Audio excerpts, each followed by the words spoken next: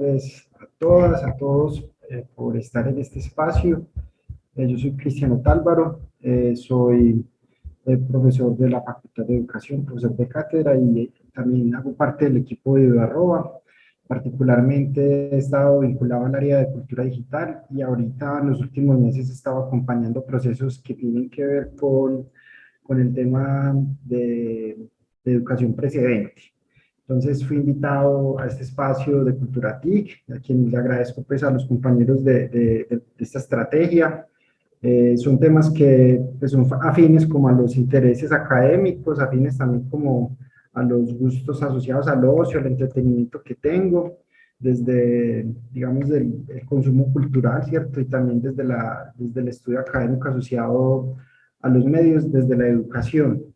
Entonces, para el día de hoy, en esta serie de talleres, de conversatorios, de espacios de discusión que se programaron en el marco de Cultura TIC, estuve pensando en traer una conversación con ustedes asociado al tema de los arquetipos, desde Jung, desde el planteamiento del arquetipo, pues sin la intención de profundizar o desarrollar digamos, con mucho nivel teórico o epistemológico el concepto, sino más desde una aproximación un poco desde, digamos, las definiciones que uno puede ir encontrando en las discusiones que se van dando en foros, en espacios de debate, y que tienen que ver un poco con el tema de los medios, particularmente de los superhéroes.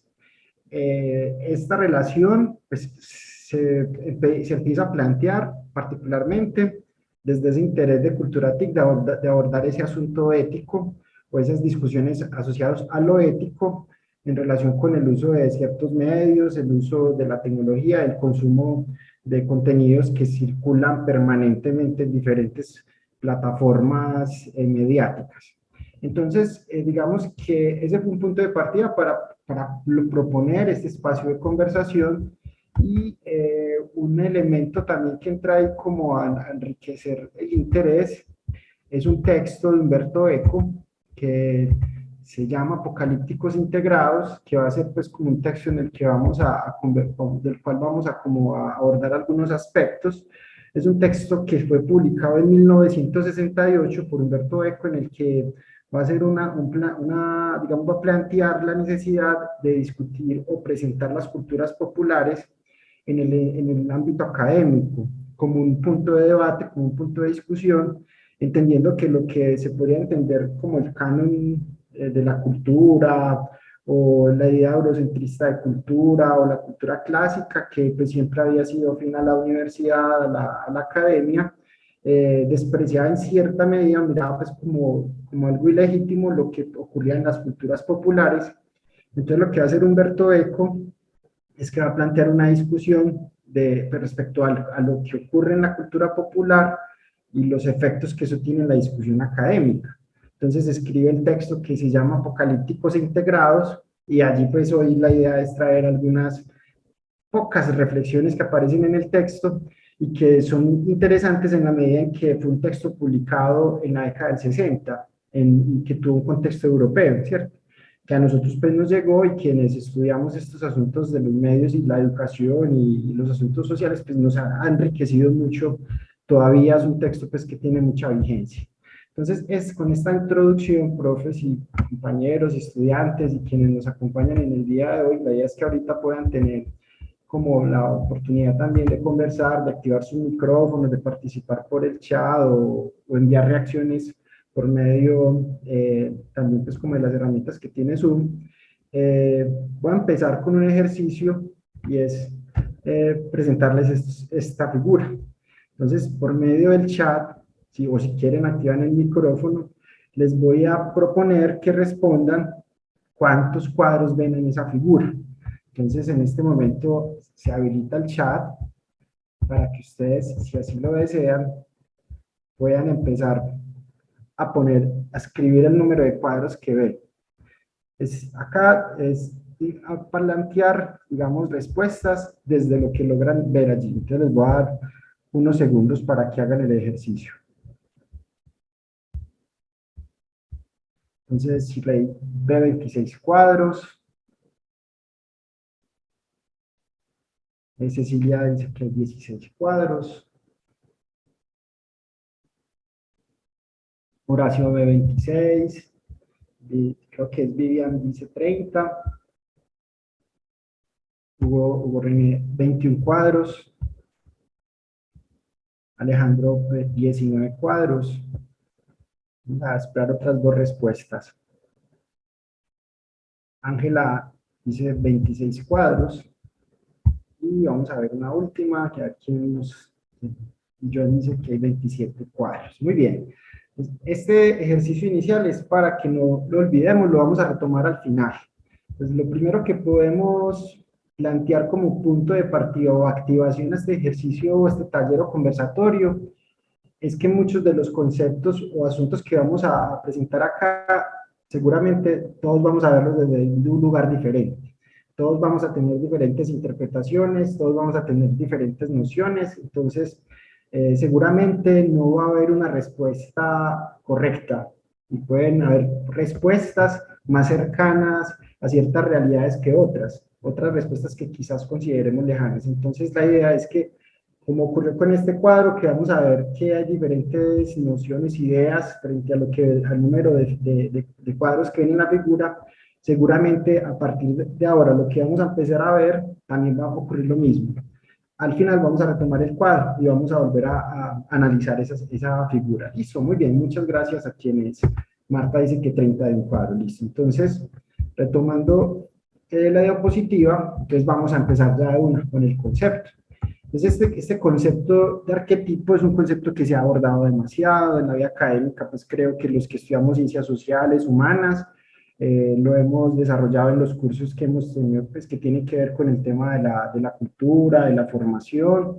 Es un concepto asociado al psicoanálisis y pues se le acuña a Jung, ¿cierto? Entonces lo que va a plantear es que Jung, que fue un médico, que se fue por la línea de la psiquiatría y es que estudió pues como todo el tema del psicoanálisis con Freud, va a tener pues como unas distancias frente a lo que plantea Freud desde el psicoanálisis y va a plantear pues que hay unos asuntos mucho más amplios y unas visiones un poco pues más universales de lo que podría pues considerarse el estudio desde el psicoanálisis y entonces él va a hablar del arquetipo y lo va a presentar como un asunto que va a ser, digamos, fundamental en la comprensión de lo que son las personalidades y de lo que es una conciencia o imaginario colectivo, ¿cierto? Y cómo las masas también se representan, se identifican. Entonces, antes de entrar en un par de asuntos que son interesantes en este concepto del arquetipo, es partir de la etimología. Entonces vamos a encontrar que etimológicamente el término se compone por dos palabras griegas, arge, que significa fuente u origen, y tipos, que significa modelos. Entonces, si hacemos una combinación de ambas palabras del griego, la combinación dice que es un modelo original, ¿cierto? Se podría como hacer esa comprensión, esa conjugación de la palabra arquetipo desde lo etimológico. Y podríamos hacer una interpretación, ¿cierto? Como a partir de lo que uno ha comprendido de Jung y a partir también de esta etimología, uno podría decir que entonces el arquetipo, desde Jung y desde su etimología, es un patrón único, responde a un patrón único que es copiado, derivado hacia el resto de modelos. Entonces, digamos que el arquetipo es un punto, digamos, de partida que es único y que ahí se derivan, digamos, otros modelos, otras formas. Entonces, tal vez para ampliar un poco esta definición, podemos decir que ese modelo fuente o modelo origen, que en este caso es el arquetipo, terminan siendo patrones universales desde Jung que residen en el inconsciente colectivo, es decir, que desde colectivamente y de forma inconsciente, pues hay unos patrones que nos determinan, ¿cierto? Que están instalados en nosotros. Entonces nosotros, en nuestro comportamiento, en nuestra personalidad, de acuerdo con Jung, respondemos a esas formas, ¿cierto? O a esos patrones.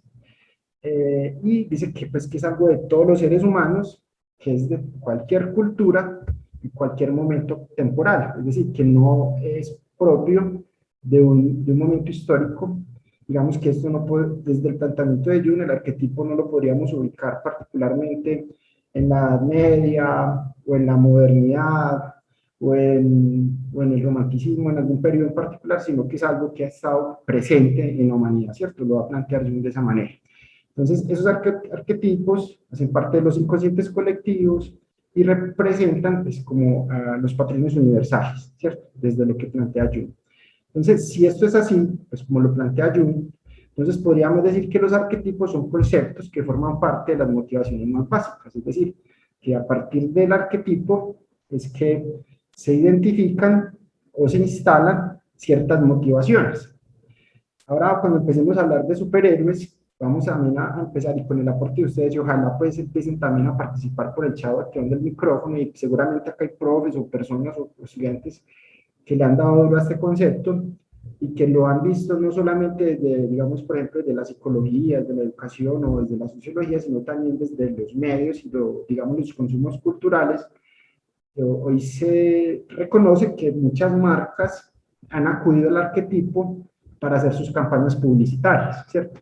Y adicionalmente, pues muchos políticos, sus discursos o su identidad se ha ido construyendo a partir de esta idea de arquetipo, ¿cierto? De acuerdo a, digamos, a lo que quiere generar, o quiere instalar, o quiere motivar, o quiere empatizar con ciertas colectividades, entonces trata de ubicarse en un escenario, camuflarse, o no sé si quizá pues como en maquillar un poco su personalidad para ser cercano a ciertos arquetipos como los que vamos a ver a continuación.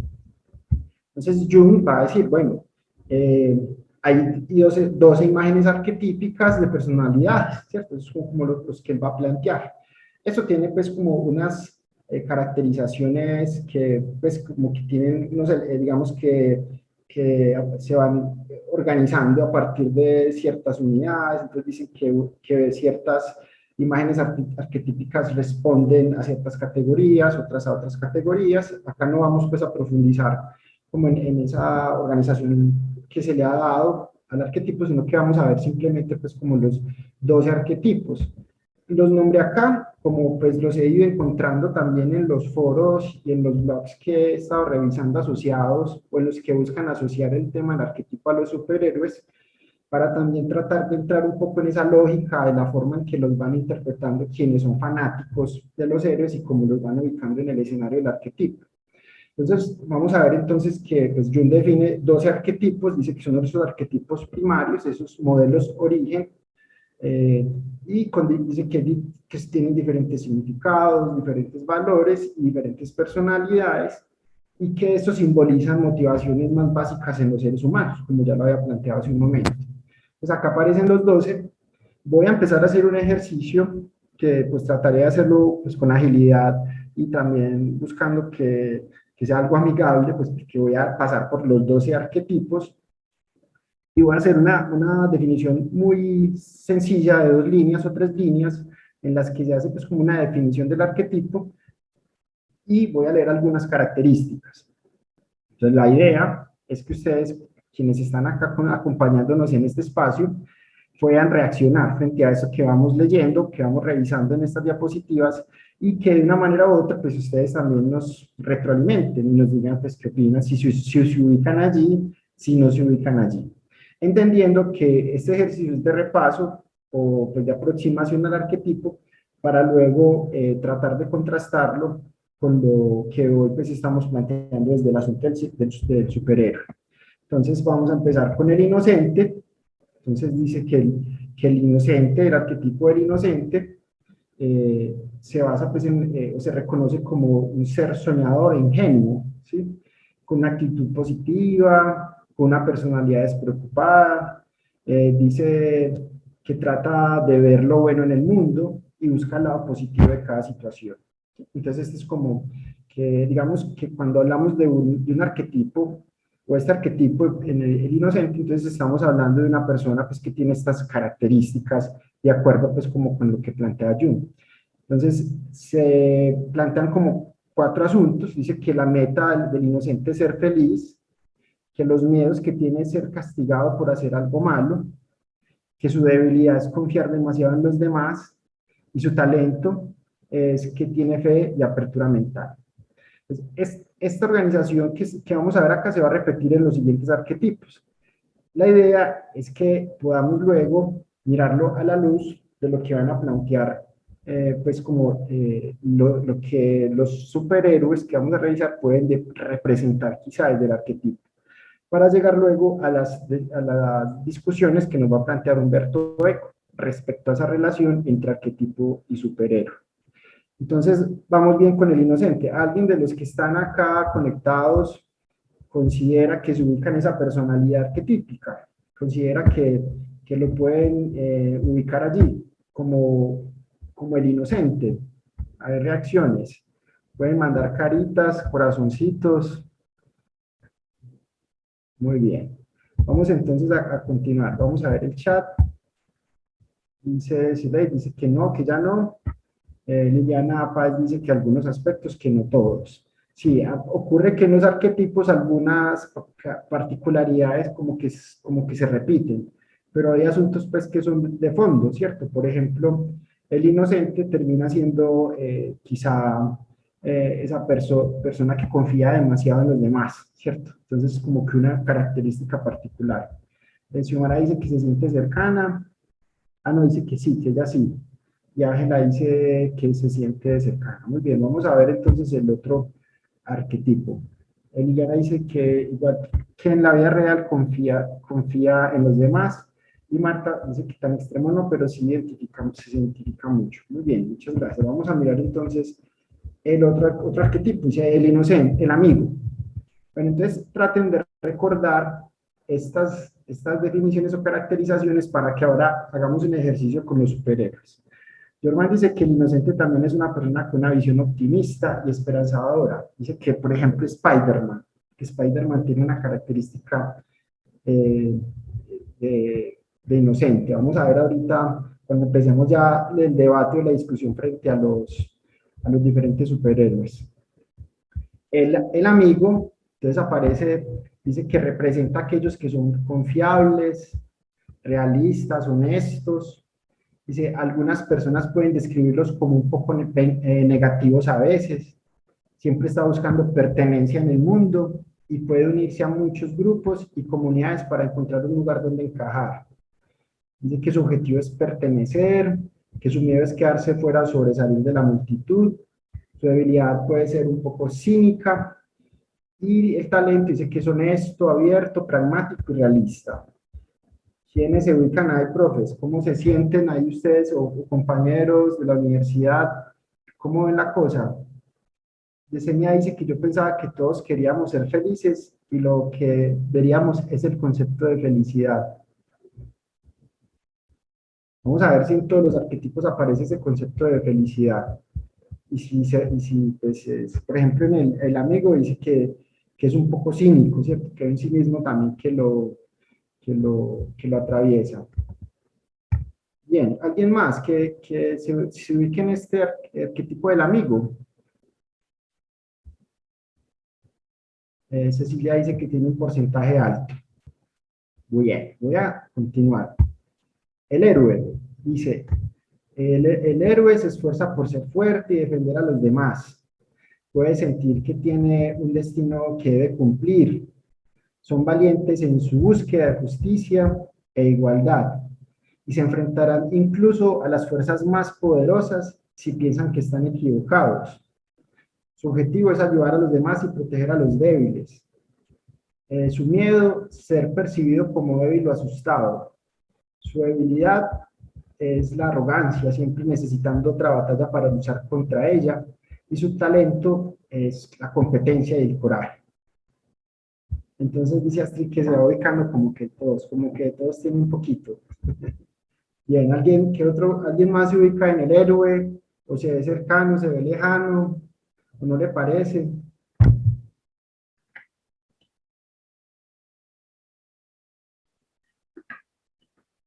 Marta dice que a nadie le gusta que lo perciban como débil. Bien, vamos a seguir entonces con otros arquetipos. El cuidador. Yesenia dice, sí, soy excepto de la debilidad. El cuidador dice, están llenos de empatía y compasión. Desafortunadamente, otros pueden explotar su buena naturaleza para sus propios fines. Los cuidadores deben prestar más atención a cuidarse a sí mismos y aprender a decir no a las demandas de los demás. La meta del cuidador es ayudar a los demás, el miedo es ser considerado egoísta, la debilidad es ser explotado por otros y el talento es la compasión y la generosidad. Acá también como que empezamos a ver unas características parecidas a algunas anteriores, ¿cierto? Entonces uno podría empezar como a decir, bueno, el arquetipo se va, digamos, tomando elementos, entre ellos pues que se van como vinculando, se van conectando, pero por la denominación pues siempre va a aparecer como un elemento característico. Por ejemplo, en este caso, el cuidador siempre va a estar pues basado como en la compasión y la generosidad, la empatía, ¿cierto? El cuidado del otro. Eh, Dice Daniela, creo, dice que yo me siento muy cuidadora, o me considero. Xiomara dice como que también encajó ahí, y mira feo. Juan David dice que ciertos aspectos también se ve ahí. Eh, Vivian Rocío dice que el arquetipo de cuidador parece representar a la madre, pues bien, sí, está muy ubicada como en ese lugar. Y Marta dice que la empatía de sentir compasión y generosidad también se describe, la describe a ella. Bien, listo. Vamos entonces ahí vamos ya viendo como unas particularidades en ciertos arquetipos.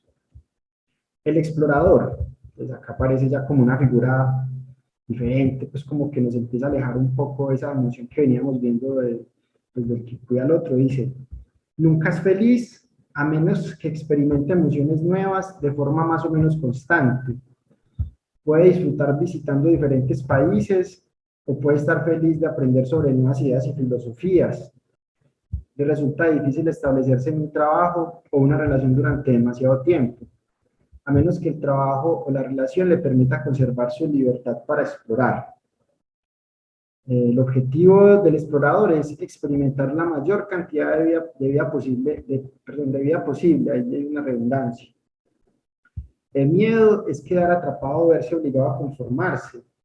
Pues ahí también uno diría que pues, es transversal a todo, ¿cierto? Como que nadie quiere quedar atrapado. Pero acá pues como que hay una marca más particular en ese asunto de ese miedo. La debilidad es deambular sin rumbo e incapacidad para aferrarse a las cosas. Y su talento, ser fiel a sus propios deseos y una sensación de asombro. Eh, ¿Cómo ven este arquetipo? Este es el explorador. Como que yo personalmente no me siento explorador, pero a veces quisiera hacerlo, como ser más atrevido y querer moverme más y hacer muchas más cosas. ¿Cómo lo ven? Bueno, voy a seguir entonces con los otros arquetipos. Dice Marta que las personas somos cambiantes cuando nos quitan nuestra zona de confort, pero hay algo de temor en... Voy a ampliar un poquito el chat. Nuestra zona de confort, pero hay algo de temor en lo incierto. Cecilia dice que tiene exploradora, Ángela dice que de acuerdo, que le gustaría hacerlo, a mí también me gustaría ser explorador. Y Daniela dice que un alma viajera libre muy vista en esta época. Recuerden que Jung plantea pues que estos arquetipos son pues como universales y que no responden a una época en particular.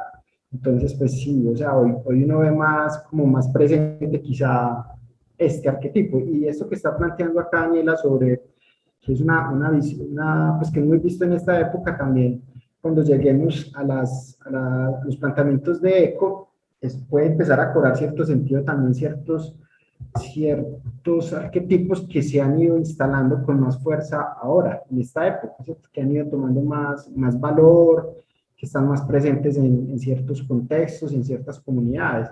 Uno podría decir desde ECO que ahí está pasando algo, ¿cierto?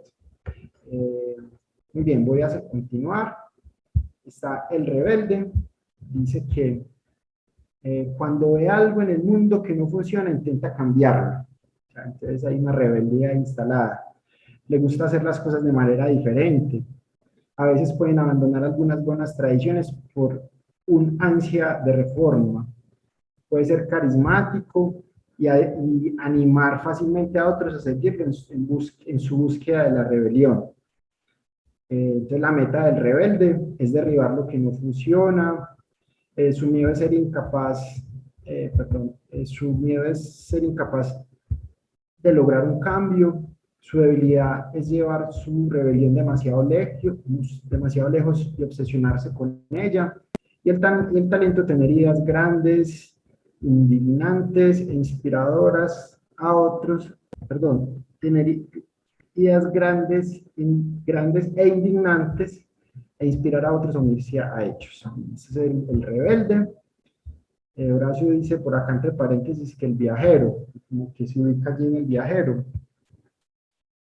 Horacio también dice que no se puede encajar 100% en un mismo arquetipo, en el laboral me identifico, pero en relaciones de pareja no. Entonces sí, es como que uno tiene un poquito de unos y de otros, y como que también depende del día o el estado de ánimo. Marta dice que siempre me he considerado rebelde positiva, pero sin rayar con la rebeldía a todo o rebeldía sin causa. Y Cecilia dice que en mi juventud, mucho de ello ahora, dice en mi juventud, mucho de ello, ahora más calmada en el asunto. También, como que podría uno pensar que el arquetipo uno va evolucionando también de acuerdo pues como a esto, sin saber mucho pues y sin tener la formación propia en psicoanálisis, pues como para discutirlo, uno empieza a ver como ciertos asuntos que son interesantes, ¿cierto? Como que varían de acuerdo a ciertos momentos de la vida, a ciertos estados de ánimo. Muy bien, voy a continuar, profes y compañeros. Dice, el amante, perdón. Entonces dice que, este me gusta mucho, este arquetipo, me parece muy bello. Dice, busca la armonía en todo lo que hace. Le resulta difícil lidiar con los conflictos y puede tener dificultades para defender sus propias ideas y creencias frente a personas más asertivas. O sea que tiene pues como también como que eso se va en contra, ¿cierto? Entonces, el objetivo es estar en una relación armónica con las personas, el trabajo y el entorno que ama. El miedo es sentirse no deseado o no amado. Su debilidad es el deseo de complacer a otros en riesgo de perder su propia identidad, y su talento es la pasión, el aprecio y la diplomacia. Muy bien. Ahí como la ven, ¿cómo vamos con el arquetipo del amante? ¿Se ubican ahí? O cada que llega un arquetipo nuevo, como que uno empieza a decir, no, yo creo que soy más este que el anterior, también empieza uno como a dudar, ¿cierto? Bueno, ya voy finalizando pues con este repaso de arquetipos. Entonces dice, el creador, eh, dice, ha nacido para crear algo que aún no existe. Podía ser un simple consumidor pasivo, prefiriendo crear su propio entretenimiento. Los creadores suelen ser artistas o músicos, aunque se pueden encontrar en casi cualquier área de trabajo. Que se pueden encontrar en casi cualquier área de trabajo un estímulo para sacar a la luz su talento innato. Entonces el objetivo es crear cosas de valor duradero, su miedo es no crear nada importante, su debilidad es el perfeccionismo y bloqueos creativos causados por el miedo de no ser excepcional, y su talento es la creatividad e imaginación. Entonces, Cecilia dice que Marta decía que el miedo a la desaprobación no le quita el sueño, y Cecilia dice que también tiene ello, me imagino pues que era en el amante, que estábamos en un momento, no sé si en este el creador, y Marta dice que este exige casi lo imposible, ¿cierto? El creador, en cambiar el mundo, crear algo nuevo, algo diferente, y que no se conforma con lo que ya existe, ¿cierto? En este caso que tiene algo de ello, entonces nos aclara Cecilia, que tiene algo de creador. Muchas gracias. Bien, está el bufón. Entonces al bufón le encanta animar una fiesta con humor y trucos. Dice que sin embargo tiene un alma profunda. Quieren hacer felices a los demás y con frecuencia pueden usar el humor para cambiar las percepciones de las personas. Y a veces, sin embargo, el bufón usa el humor para cubrir su propio dolor. El objetivo es aligerar el mundo y hacer reír a los demás, el miedo de ser percibido como aburrido por los demás, Su debilidad es la frivolidad, perder el tiempo y ocultar emociones bajo un disfraz humorístico. Y su talento es ver el lado divertido de todo y usar el humor para un cambio positivo. Bien. Astrid está comentando que si puede ser un héroe creador. Yo me he hecho esa misma pregunta sobre los arquetipos, pues que si uno puede combinarlos, ¿cierto? Como que puede haber una fusión de los arquetipos. Yo no soy pues como el experto, pero yo a veces creo que como que sí, ¿no? Pues, pero si hay alguien acá que tenga profundos conocimientos en los arquetipos y en Jung y demás, pues acá está pues también abierto el micrófono para que nos plantee la discusión. Marta dice que este es demasiado superficial, que no haya felicidad porque siempre la busca. Dice Cecilia que admira a los bufones, pues pero a ella le falta, ¿sí? Que le falta pues ser un poco bufón. Bien, está el sabio dice que valora las ideas por encima de todo, a veces se sienten frustrados por no poder saber todo sobre el mundo, son buenos oyentes y a menudo tienen la capacidad de hacer que las ideas complicadas sean fáciles de entender para otros. Y dice pues que la meta es usar la sabiduría y la inteligencia para entender el mundo y enseñar a otros. Su miedo es ser ignorante o ser percibido como un estúpido. Su debilidad no puede tomar, dice, no puede tomar una decisión porque cree que nunca tiene suficiente información. Y su talento es la sabiduría, inteligencia y curiosidad. En los foros que estuve revisando, decía que los profesores tenemos mucho de este arquetipo, que regularmente quien es profesor, pues es porque se ha ubicado en el tiempo en ese arquetipo, pues es como en los foros que estuve leyendo, y los superhéroes que aparecían tenían pues también como ese lugar pues de ocupar allí como el que le enseñaba a otros.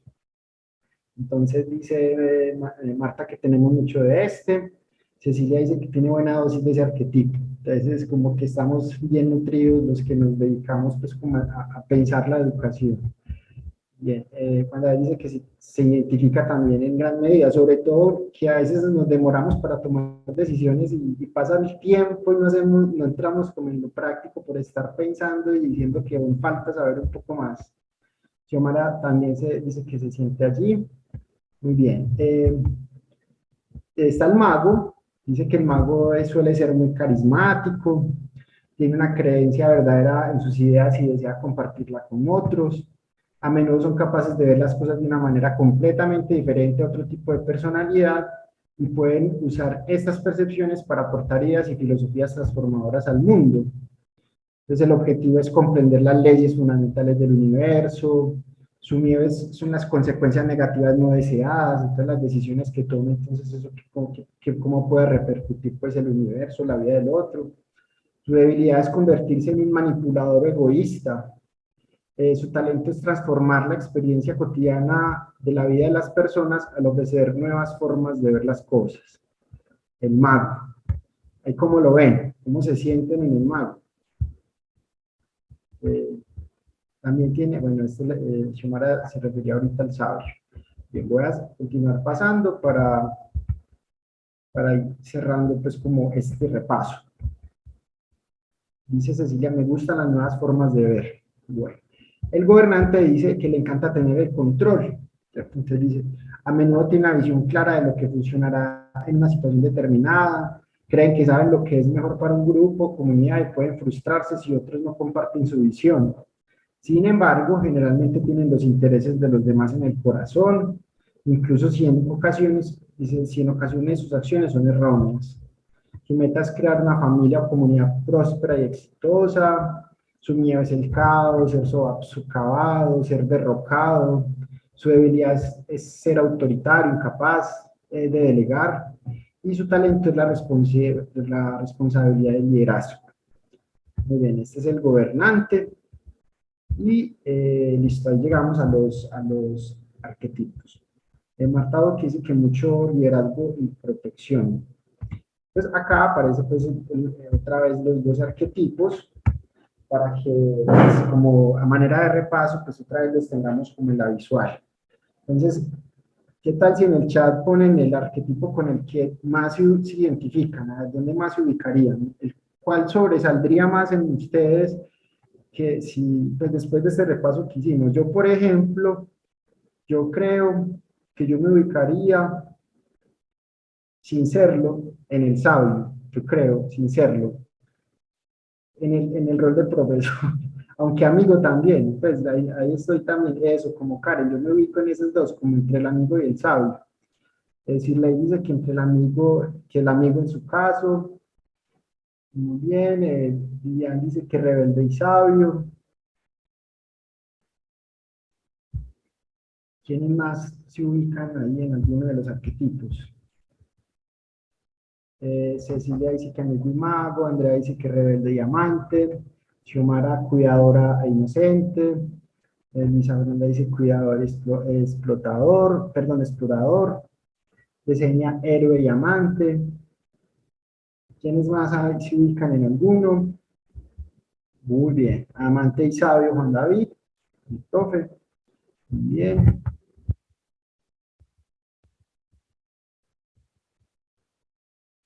Bueno, entonces, después como este repaso, ya vamos a ver entonces, tratar a partir de lo que nosotros sabemos o creemos saber o la experiencia que hemos tenido desde el consumo de medios, vamos a mirar algunos superhéroes y vamos a tratar acá entre todos decir, ve, este superhéroe, ¿en qué arquetipo lo ubicaríamos? Entonces, Ángela dice que cuidador e inocente. Bien. Entonces, ya ustedes se ubicaron en un arquetipo, pues desde el que consideran, o dos. Ahora vamos a ubicar a superhéroes. Seguramente, bueno, Marta dice que en el sabio, amigo y feliz. Bueno, ahí empieza a ampliarse como la posibilidad de diferentes arquetipos, de más que sobresaldrá alguno. Voy a empezar a pasar a algunos superhéroes y ya ustedes me ayudan ahí como a la conversación. Entonces vamos a empezar. Bueno, hay que entender también que no pues necesariamente vamos a hablar de superhéroes, también aparecerán unos antihéroes, que pues son personajes que pues que para muchos podrán considerarse héroes por lo que hacen, pero dentro de las construcciones narrativas de esos universos se consideran antihéroes, pues porque están al margen de la ley o porque pues terminan haciendo cosas pues como que son repudiables, ¿cierto? Pero uno desde acá, pues también desde como el mundo, uno puede decir, no, para mí es un héroe, ¿cierto? Un Batman para mí es un héroe, para otros es un antihéroe. Deadpool para mí puede ser un antihéroe, para otros puede ser un héroe, ¿cierto? Entonces, pero ya dentro de los universos narrativos, desde el relato que se constituye, pues ahí ya es más claro, ¿cierto? Para caracterizar al personaje si es un héroe o un antihéroe. Entonces, acá no necesitamos saber mucho o estar muy actualizados o actualizados con los superhéroes que vamos a ver, que pues también hay un concepto de inteligencia colectiva en el que pues alguien de los que está acá reconocerá al superhéroe y ayudará a reconstruir su personalidad. Marta dice que el favorito es Guasón, por ejemplo, Guasón parecería como un antihéroe. Después de ver la película que salió la última, yo lo vi como un héroe. Entonces, pues es como muy interesante, pues como esa idea de pensar el héroe antihéroe. Entonces vamos a verlo desde el arquetipo. Bien, entonces empecemos con la Mujer Maravilla. ¿Sabes qué? ¿Cómo ven a la Mujer Maravilla? De acuerdo a su personalidad. ¿Cómo es ella? ¿Cómo es ese ser? ¿Y cuál será su arquetipo? ¿Dónde la ubicarían? Es, en este caso, es una diosa que es de las Amazonas, es cuidadora, dice Karen, ahora sí dice héroe, cuidadora, exploradora. Recuerden que ella pues, siempre pues, también ha querido pues, como enamorarse, o ha estado enamorada, es muy amiga de, de la Liga de la Justicia, aunque también tiene sus conflictos internos. Pues, dentro de algunos foros pues, que estuve revisando, me sorprendió que a ella la ubiquen en arquetipo de inocente. Entonces la presentan como dentro de ese arquetipo, la inocente. Acá Xiomara había planteado que era cuidadora e inocente, también la ubicó ahí. Entonces en algunas comunidades la presentan así. ¿Qué piensan? Quienes la conocen o son fanáticos o seguidores de la Mujer Maravilla. si creen que ella puede ubicarse en el arquetipo de inocencia. Jorman dice que, pero también es sabia, se tiene un amplio conocimiento del mundo, pues es una mujer que es inmortal, ¿cierto? Ella está ahí presente, ella no como que conoce la humanidad desde hace muchos periodos atrás, entonces también tiene esa sabiduría que ha heredado.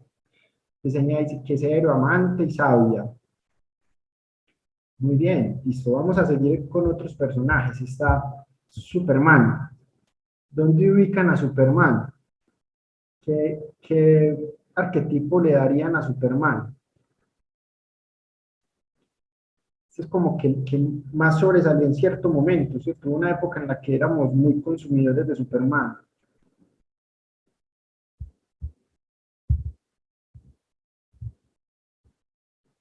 Bien, ahí mientras van pensando, en los foros que estuve revisando, lo presentan como el cuidador, como ese que nos quiere pues, cuidar a todos, que quiere el bienestar para la humanidad, que se sacrifica sobre los demás, que termina siendo pues también un poco héroe y cuidador, dice Daniela.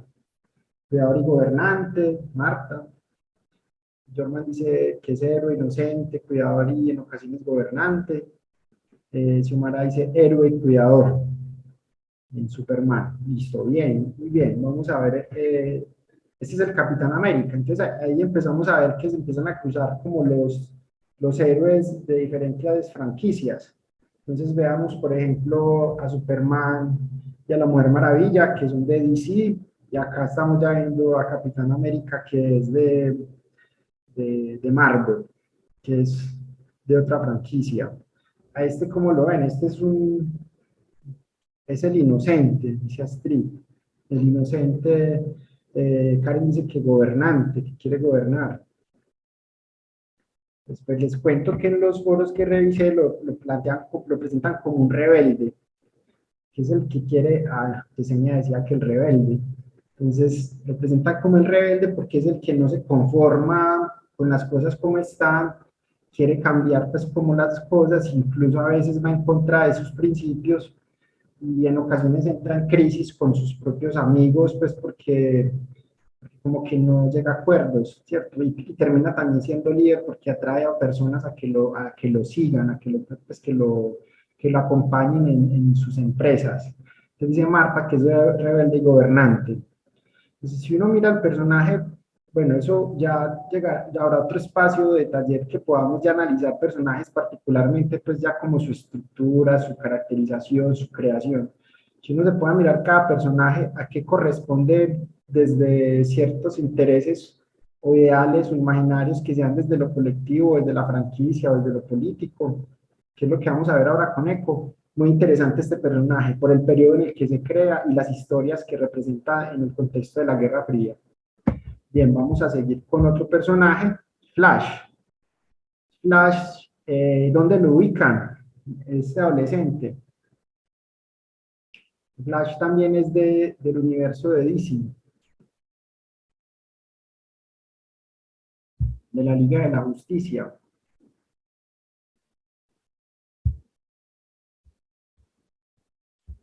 Creador, es creador de cosas nuevas.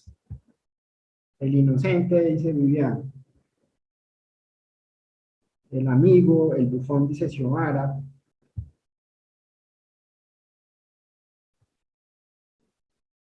El explorador, dice Daniela. Los foros, entonces lo ubican en el explorador. Entonces alguien que no se queda quieto, que no se siente pues como en el lugar que está, que quiere explorar el mundo, que quiere recorrerlo, que quiere viajar inclusive en el tiempo. Entonces también lo presentan pues como el explorador. Gracias, profe Daniela. Vamos a continuar acá con algunos. Thor, otro dios, que ya no es de DC sino de Marvel. De la mitología, pues como de los vikingos y demás, ¿dónde ubicarían entonces a Thor en estos arquetipos?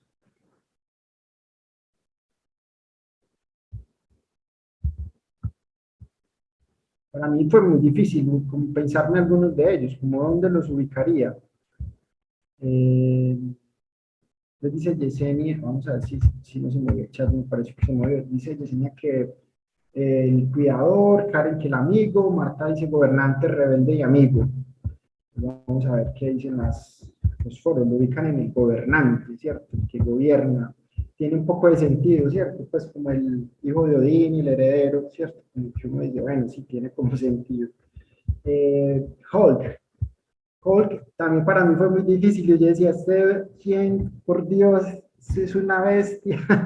Cuando se enloquece, ¿dónde lo ubica uno? Para mí fue, Jorman dice que héroe, gobernante y soñador será eh, eh, ¿a cuál se refiere Jorman? A Thor, así es, me imaginé, a Thor. Y en este caso, Hulk, ¿dónde lo ubicarían? Para mí no fue fácil, Diana dice que rebelde, vamos a ver. Lo ubican en el héroe, que tiene actos heroicos y que es capaz de hacer cualquier cosa por ayudarle a los otros. Dice, a ver, es que se mueve el chat y empiezo como a perder las secuencias, entonces no me queda muy, dice, Marta por su sentido de justicia no soporta injusticias, sí, tal vez. Así dice que es sabio, sí, pues es un científico, ¿cierto? Es un científico que está también haciendo cosas. Bien dice, pero Job podría ser sabio también. Y así dice que eso antes de convertirse pues en el monstruo verde. Bien, está Iron Man, que acá se están cruzando personajes de Marvel y de DC. ¿Este dónde lo ubican? Para mí fue pues como que coincidí con los foros cuando lo estuve pensando. El sabio dice, el sabio gobernante, el sabio dice Karen, explorador Astrid, no sé, pues Marta dice sabio gobernante, bien. En los foros lo ubican en el creador, dice que es un creador, también creador decía Marta, bien dice creador. Jorman dice que Iron Man es el amante, sabio, rebelde, creador y gobernante. Tiene varias, como que responde a varios arquetipos, y Isabel dice que es creador. Entonces él crea cosas nuevas, ¿cierto? Él no se conformaba con la tecnología que se tenía, entonces crea pues a Iron Man, ¿cierto? Entonces ahí uno podría decir que responde un poco pues como el arquetipo creador y mago. Muy bien.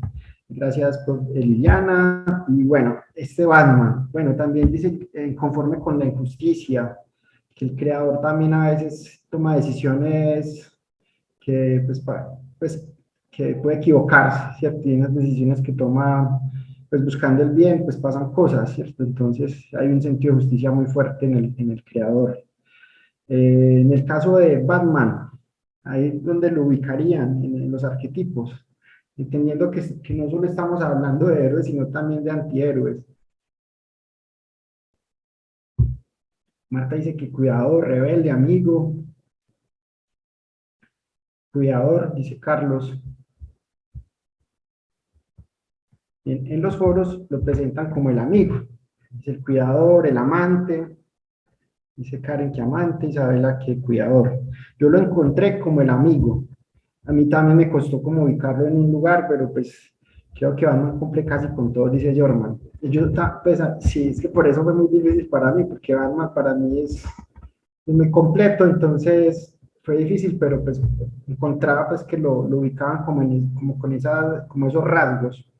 El que quiere conformar un grupo, a fin de cuentas, según entiendo, es quien conforma la Liga de la Justicia, el que los empieza a unir, como a crear el grupo, como que quiere pertenecer al grupo, tiene sus conflictos con otros, desde pequeño estuvo solo, fue huérfano, ¿cierto? Entonces hay como unos rasgos que lo ubican ahí en ese arquetipo del amigo.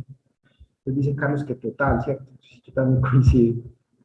Eh, el doctor Charles Xavier de los X-Men, también del universo Marvel, el sabio, el sabio. Este sí es como fácil, ¿cierto? El sabio.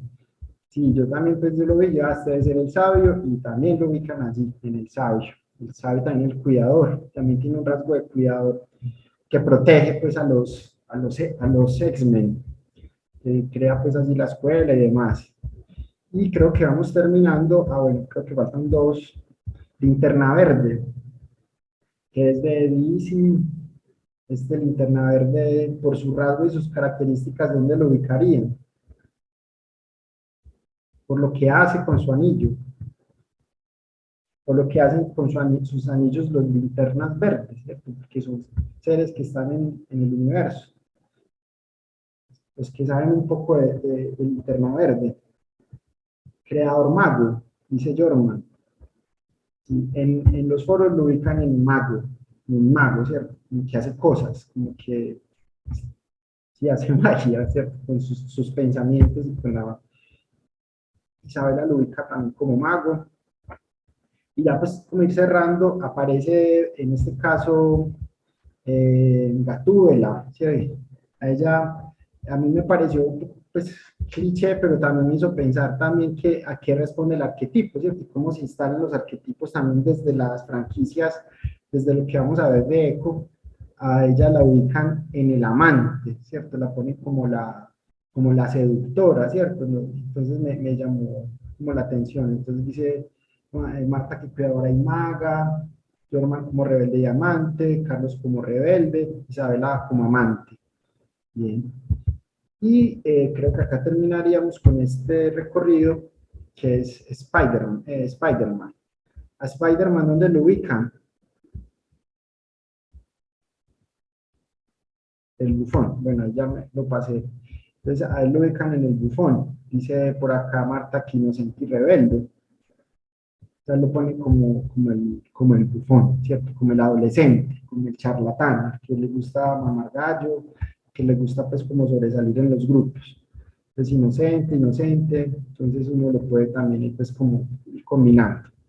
Entonces, para pues como mirar esto a la luz de lo que dicen algunos autores, como les prometí al principio con Humberto Eco, y después de hacer este ejercicio acá, dice Jorman, es que los personajes a menudo tienen una riqueza de dimensiones, evolucionan a lo largo de sus historias, y llegan a encarnar diferentes arquetipos en momentos diferentes.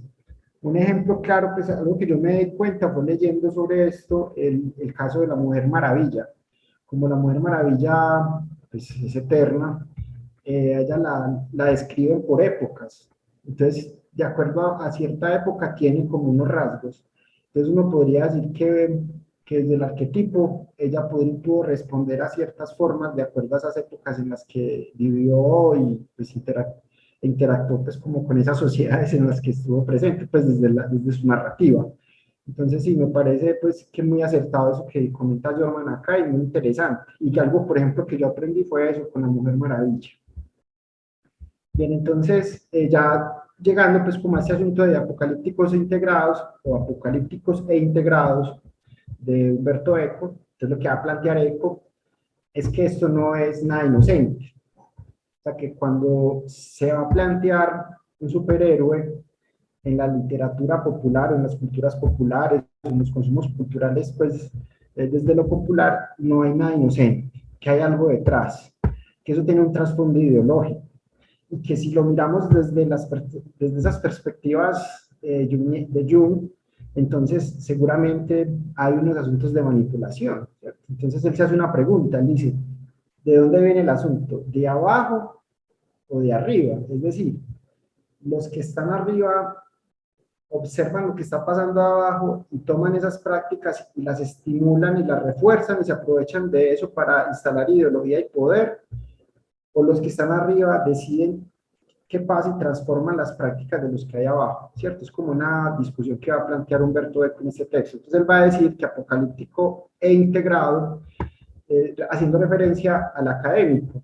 Él dice, bueno, quien está en la universidad cuando va a hablar de los, por ejemplo, de los superhéroes o va a hablar de las culturas populares, reconoce como algo que académicamente puede responder a lo que sea en la universidad, la discusión académica, y es capaz de integrarlo a la discusión académica, o lo ve como algo apocalíptico, porque la universidad debe centrarse específicamente en los asuntos de la alta cultura, ¿cierto? Es como lo que va a plantear Humberto Eco. Es el para defender un poco el lugar del integrado, en el que no solamente se vea esto pues, de lo que es considerado la alta cultura, sino que también lo popular entra en la discusión académica. Entonces él hace pues como una relación allí pues como sobre el asunto del mito. Voy a cerrar el chat un momento y pues igual voy a estar atento a los comentarios que hagan. para poder tener más visual acá en la pantalla.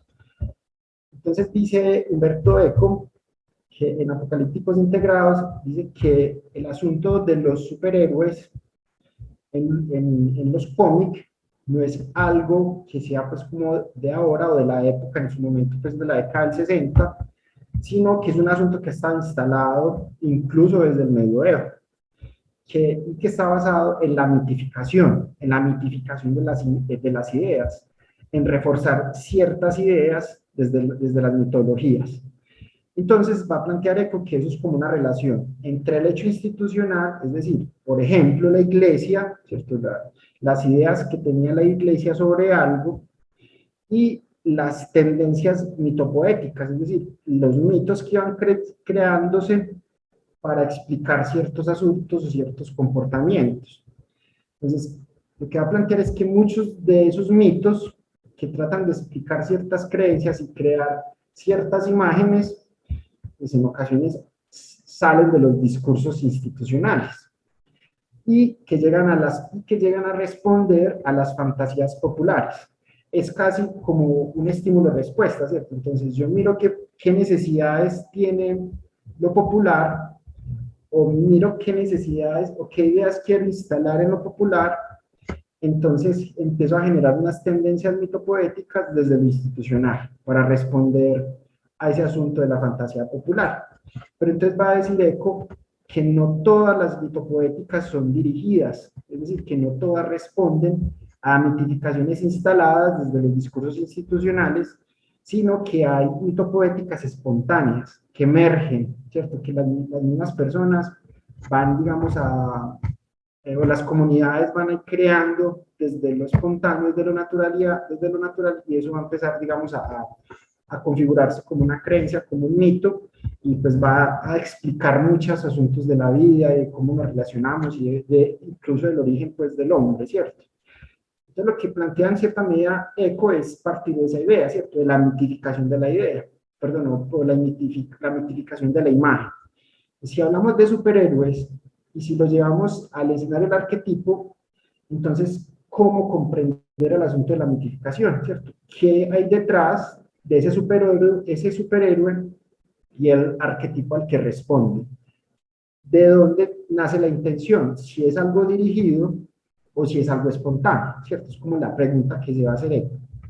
Entonces, de allí, él va a decir Eco que no solamente es un asunto, por ejemplo, de las franquicias, como en el caso de Superman. Él dice que incluso en el medioevo estaban los bestiarios. Voy a ver el chat. Dice Carlos, dice, creo que a menudo los superhéroes buscan mantener el statu quo. Quieren que el mundo siga igual y luchan para que así sea. Y que sus archienemigos, y son sus archienemigos los que buscan el cambio. Yo, por ejemplo, pienso en Guasón, como ahorita lo mencionaba. Gracias, Carlos. Ahorita, si quiere, podemos conversar sobre esa idea, o cuando quiera, si quiere lo hace ya. Continuar ahí el hilo. Entonces dice Eco que eso no es algo que surgió en 1900, en 1930, cuando sale pues Superman, creo que en el 27, sino que incluso en el medioevo, cuando pues, con los bestiarios, las instituciones, en este caso la iglesia, empezaron a generar unas ciertas mitologías asociadas pues como a ciertos animales, que eran animales pues poderosos, míticos, y que, digamos, la industria, por ejemplo, enciclopédica, apoyó la instalación de esos imaginarios, y esos imaginarios pues llegaron a las creencias populares, y en la creencia popular pues se enriqueció pues y tomó mucha fuerza. Entonces, si uno se pone a revisar, por ejemplo, los bestiarios, qué pena, acá se abrió una ventana emergente, ya la cerré. Entonces, los bestiarios, uno va a empezar a encontrar unas representaciones mitológicas de los animales y de los seres extraños, que es una cosa súper bella, súper interesante. Entonces, aquí pues leo el fragmento y dice, en la literatura medieval se denomina bestiario a la colección de relatos, descripciones e imágenes de animales reales o fantásticos. Entonces dice Eco, ahora tenemos los superhéroes, pero en el medioevo, en los bestiarios, también teníamos esos animales fantásticos, que representaban, entonces hablaban, por ejemplo, del oso o el elefante, lo que representaba el elefante, y como un elefante, por ejemplo, termina siendo enemigo de un dragón, y si llega un dragón, entonces como el elefante puede ser un aliado, pues para defenderse del dragón, ¿cierto? Entonces empiezan a aparecer también como esas ideas de heroísmo, ¿cierto? Desde lo mítico en el bestiario. Y adicional dice también que el lapidario, entonces el lapidario es un tratado acerca de las propiedades mágicas de las piedras en relación con la astrología. También dice Eco que lapidario, entonces era como, bueno, entonces cuál es, en ese momento dice Eco que no había pues como un estudio claro sobre las propiedades de las piedras en cuanto a los minerales, sino que era más desde la propiedad mágica, ¿cierto? Y también se le atribuyen poderes o asuntos pues superiores a ciertas piedras, y eso pues hoy todavía está instalado en nosotros. Hoy pues muchas personas tienen o tenemos la creencia sobre algunas piedras que si las tenemos pues nos traen energía o traen el amor o no sé qué enfermedades van a quitar. Entonces también digamos que se basan en esos asuntos mitológicos, pero en este caso era un asunto basado en las piedras. Entonces, Eco dice, esta forma de la mitopoética que está tratando de resolver asuntos, instalar ideas en lo popular, no solamente entonces lo vamos a ver en este asunto de los animales fantásticos y en las piedras, sino inclusive lo podemos ver representado en las catedrales, con pinturas que aparecen allí en los frescos. Entonces, ya uno dice, listo, vamos a ver qué hay en las iglesias, y efectivamente, ¿cierto? Entonces allí empiezan a aparecer esos elementos heroicos, ¿cierto? ¿Quién es el héroe allí? Entonces, ¿quién está sobre el otro? ¿Quién, digamos, son los héroes y los antihéroes? Y allí pues aparecen esas ideas mitológicas que también pues van a responder a ciertos ideales o ciertos intereses pues de esa institución y cierto fortalecimiento de creencias en lo popular. Entonces, en ese orden de ideas, va a decir entonces, acabo de leer unos párrafos y espero que me tengan paciencia, pues porque yo pues pensé si era pertinente o no leerlo, pero dije, sí, yo creo que vale la pena. Antes de leerlo, voy a leer dos comentarios que hay en el chat. Dice Carlos, dice, creo que a menudo los superhéroes, bueno, eso ya lo habíamos leído. Ángela dice, perdón, debo retirarme. Bueno, está bien, qué pena que la leí tarde. Entonces dice Eco, en estos dos fragmentos, y ya voy terminando, dice, abro comillas, estos son dos párrafitos. Superman es el mito típico de esta clase de lectores, es decir, de los que leen estos textos que acabamos de ver o que asisten a la iglesia y que ven pues las pinturas en los cuadros. Recuerden que estamos hablando de 1960. Dice, Superman no es un terrícola, sino que llegó a la Tierra siendo niño, procedente del planeta Krypton. Krypton estaba a punto de ser destruido por una catástrofe cósmica y su padre, doctor científico, consiguió poner a salvo a su hijo confiándolo a un vehículo espacial. Aunque crecido en la Tierra, Superman está dotado de poderes sobrehumanos. Su fuerza es prácticamente ilimitada. Puede volar por el espacio a una velocidad parecida a la luz, parecida a la de la luz. Y cuando viaja a velocidades superiores a esta, traspasa la barrera del tiempo y puede transferirse a otras épocas. Con una simple presión de la mano puede elevar la temperatura del carbón hasta convertirlo en diamante. En pocos segundos, a velocidad supersónica, puede cortar todos los árboles de un bosque, cerrar tablones de sus troncos y construir un poblado o una nave. Puede perforar montañas, levantar transatlánticos, destruir o construir diques. Su vista de rayos X le permite ver a través de cualquier cuerpo, a distancias prácticamente ilimitadas, y fundir con la mirada objetos de metal. Su superoído le coloca en situación ventajísima para poder escuchar conversaciones, cual fuera el punto donde se celebraran. Es hermoso, humilde, bondadoso y servicial. Dedica su vida a la lucha contra las fuerzas del mal y la policía tiene en él un infatigable colaborador. Y sigue diciendo, y aquí ya termino el texto, pues que quería el fragmento, dice, no obstante, la imagen de Superman puede ser identificada por el lector. En realidad, Superman vive entre los hombres, bajo la carne mortal del periodista Clark Kent, y bajo tal aspecto es un tipo aparentemente medroso, tímido, de inteligencia mediocre, un poco tonto, miope, enamorado de su matriarcal y atractiva colega Luisa Lane, que le desprecia y que en cambio está apasionadamente enamorada de Superman. Narrativamente, la doble identidad de Superman tiene una razón de ser, ya que permite articular de modo bastante variado las aventuras del héroe, los equívocos, los efectos teatrales, con cierto suspenso de novela policíaca. Pero desde el punto de vista mitopoético, el hallazgo tiene mayor valor en realidad. Clark Kent personifica de forma perfectamente típica al lector medio, asaltado por los complejos y desprecios por sus propios semejantes, a lo largo de un obvio proceso de identificación.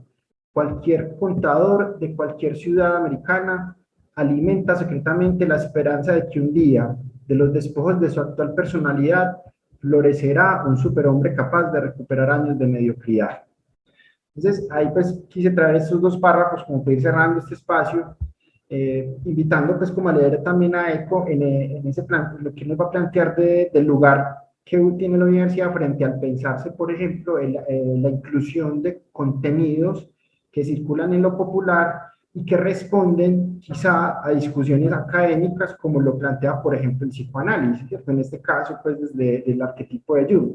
Entonces, conclusiones a las que llega Eco es que, de alguna manera, hay que tratar de identificar quién instala ciertas ideologías o ciertos mitos respecto al personaje o al superhéroe pues, que se está creando y qué hay detrás, ¿cierto? ¿Cuál es la intensidad de instalar ciertas ideologías o reforzar ciertos imaginarios, como ahorita ustedes lo estaban planteando en el chat, que seguramente con los superhéroes que empiezan a aparecer, lo que van a tratar es de instalar ciertas formas de ver el mundo, ¿cierto?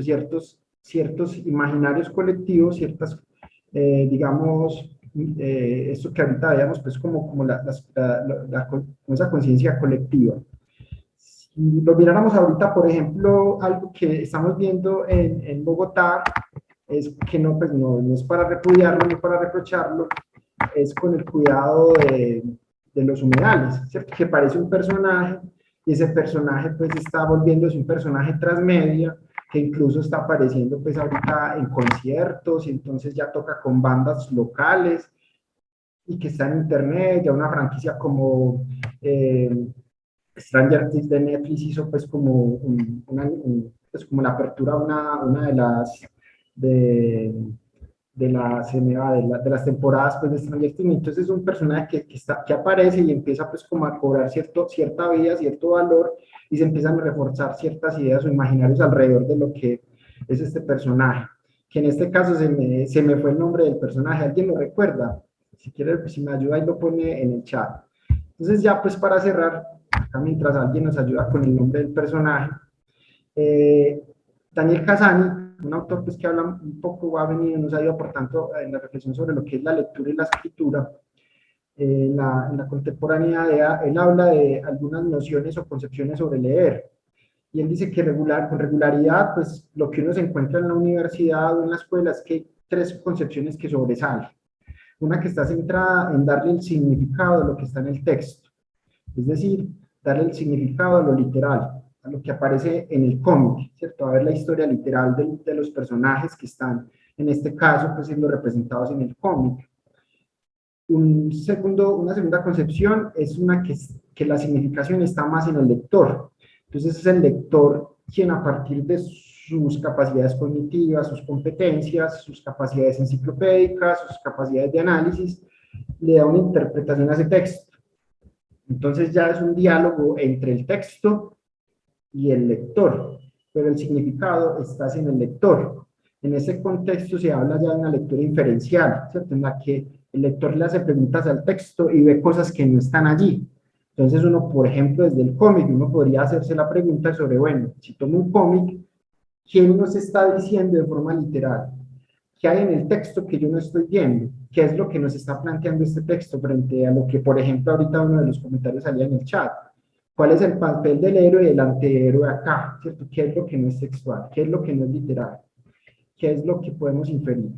Y una tercera concepción es una concepción que ya es más sociocultural, que dice que el significado no está ni en el texto ni en el lector, sino que el significado es el resultado de las interacciones sociales que tiene el lector con el texto, que tiene el autor con el texto y la sociedad. Es decir, que el significado lo va a determinar el contexto social histórico en el que se presenta el texto. Uno podría decir, por ejemplo, que leer hoy a Capitán América tendría un significado diferente a lo que fue leerlo por allá en la Guerra Fría.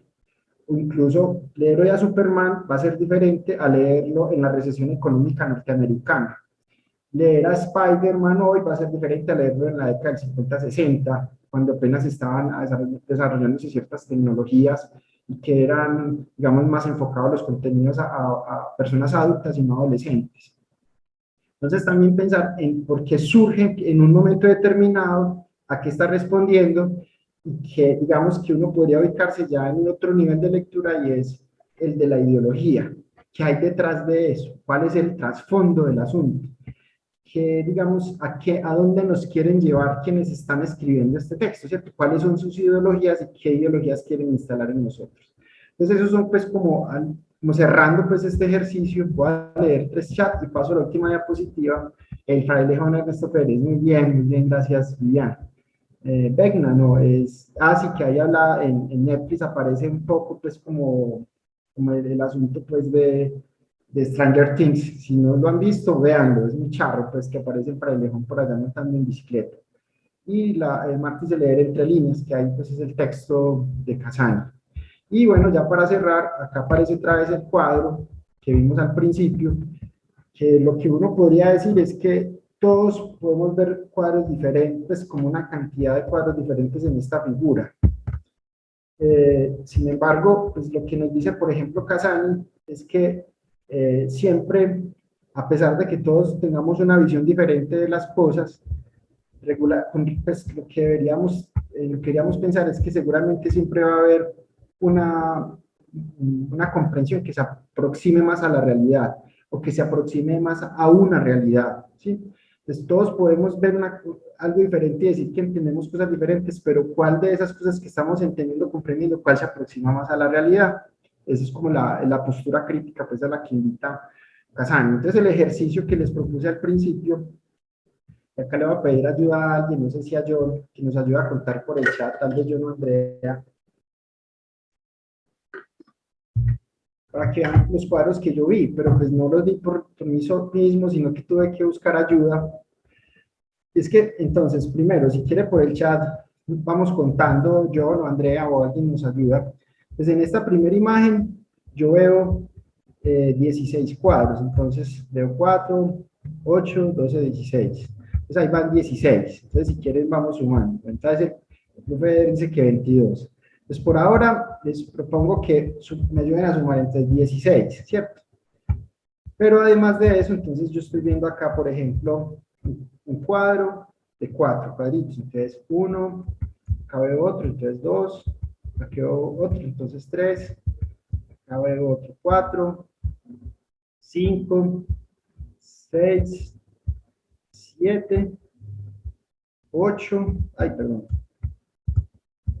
8, 9, ¿cierto? Acá veo 9 cuadros. Adicionalmente, de esos 9 cuadros que marqué, eh, por ejemplo, acá podría aparecer otro cuadro. Es un cuadro más, otro cuadro más, otro más y otro más. Entonces 9 y 4. ¿Cuántos van, John? 13, Cristian. Y llevamos ahorita 16. 3 y 16. 29, ¿cierto? 29. Uh-huh. Y podríamos ver este último cuadro grande. 30. 30. Pues, por ejemplo, yo estaría viendo, por ejemplo, 30 cuadros con ese ejercicio que acaba de hacer. Uh-huh. Entonces dice el profe, ver si 30. Entonces dirían a eso, bueno, dice. Entonces, este ejercicio del cuadro es como, pues también proponer ese juego, ¿cierto? De lo que es la significación, la interpretación, la comprensión sobre las cosas, que todos pues los vemos de forma diferente, que son válidas las ideas, que son válidas esas posturas, pero también como nos plantea Casani, en cierta medida es importante mirar cuáles de esas comprensiones se aproximan más a ciertas realidades y ciertas necesidades. Pues en este escenario de la discusión sobre el arquetipo y los superhéroes, que parece algo pues que es jocoso, divertido, de entretenimiento, de ocio, puede resultar de fondo en asuntos relacionados con la formación de las sociedades hoy, la formación del carácter de los jóvenes, de las ideologías que se están instalando en ellos, o a lo que nos están llevando a los adultos también con ciertos ocios y entretenimientos pues que van llegando. Pues, profes, hasta acá, compañeros estudiantes, quienes estén acá en este espacio, les agradezco. Me gustaría saber si hay algún comentario, si hay alguna pregunta, si hay alguna devolución, etcétera. O si no, pues le damos la palabra a Johnny y Andrea para que ya, entonces, muchas gracias. Gracias a ustedes por participar, por sus comentarios.